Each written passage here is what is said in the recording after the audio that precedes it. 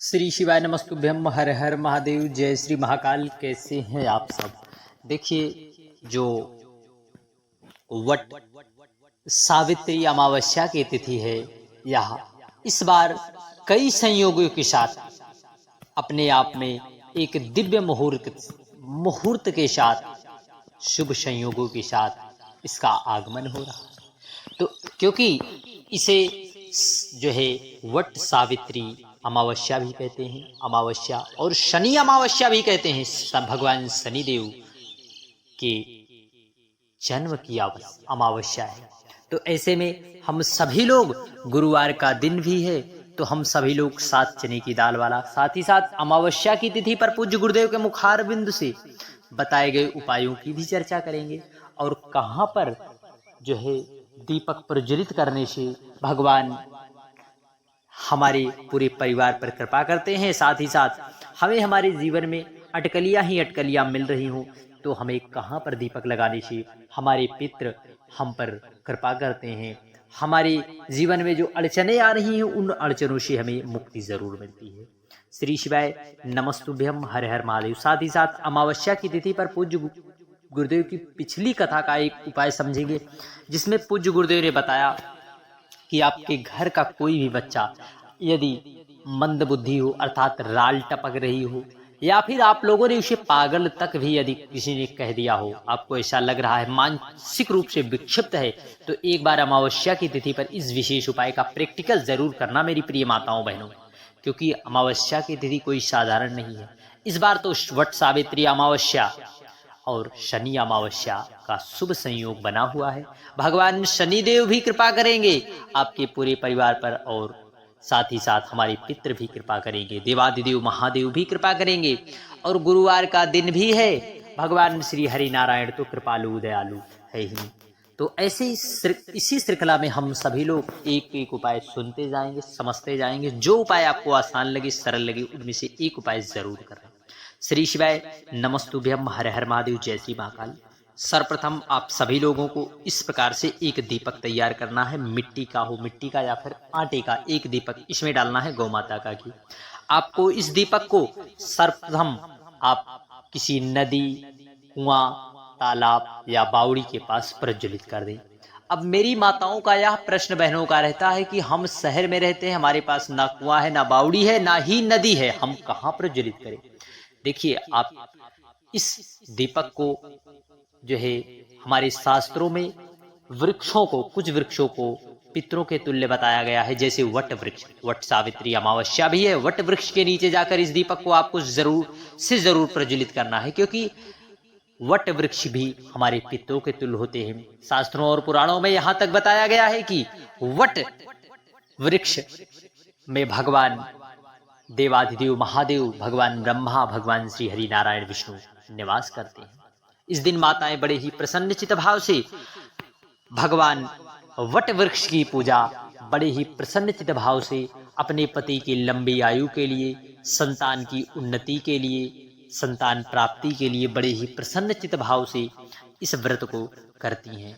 तो आप सभी लोग यहाँ पर दीप ना प्रज्वलित कर पाए तो पीपल वृक्ष के नीचे, या फिर ना प्रज्वलित कर पाए तो आपके घर में जहां कहीं पर भी परिंडे का स्थान है, अर्थात जहां पर भी मटका है, जहां पर जल रखते हैं, वहां पर आपको जो है प्रज्वलित कर देना है।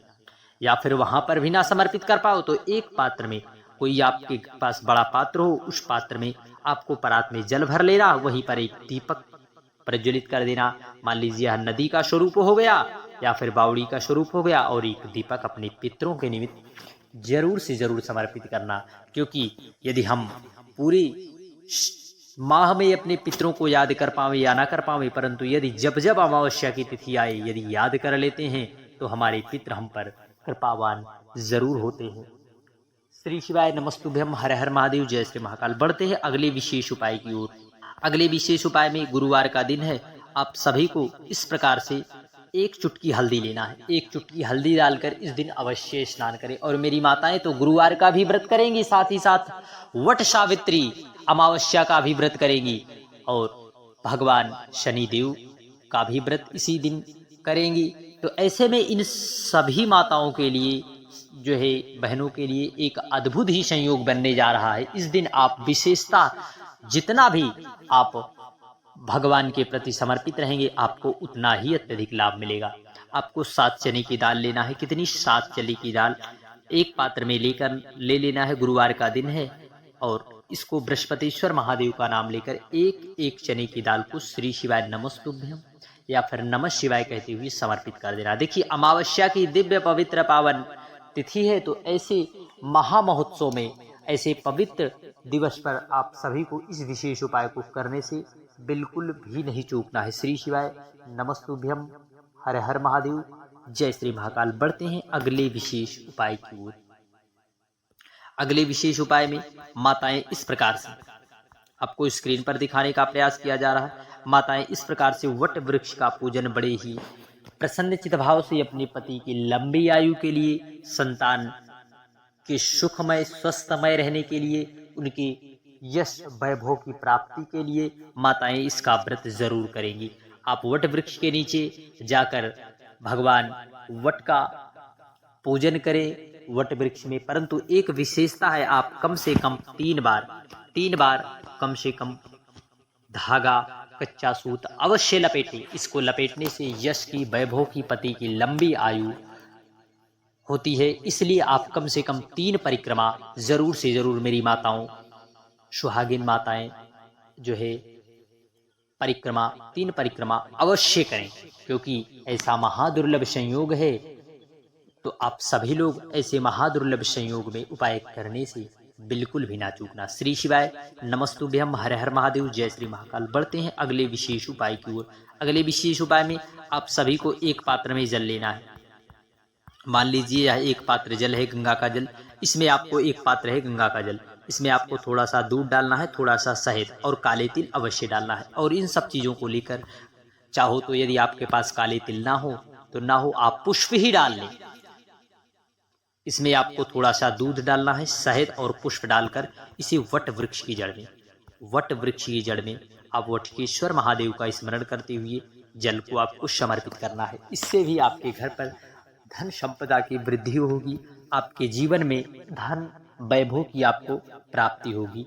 जो भी समस्याएं आ रही हैं, कोई भी बीमारियां हैं, बार बार बहुत से इलाज या फिर दवा करा के आप थक हार चुके हैं, तो निश्चितता है इससे आरोग्यता भी आपके पूरे परिवार को प्रदान होती है। इसलिए आप सभी लोग जरूर से जरूर वट सावित्री अमावस्या पर इस विशेष उपाय को जरूर करें। जितना हो सके भगवान नाम संकीर्तन अवश्य करें।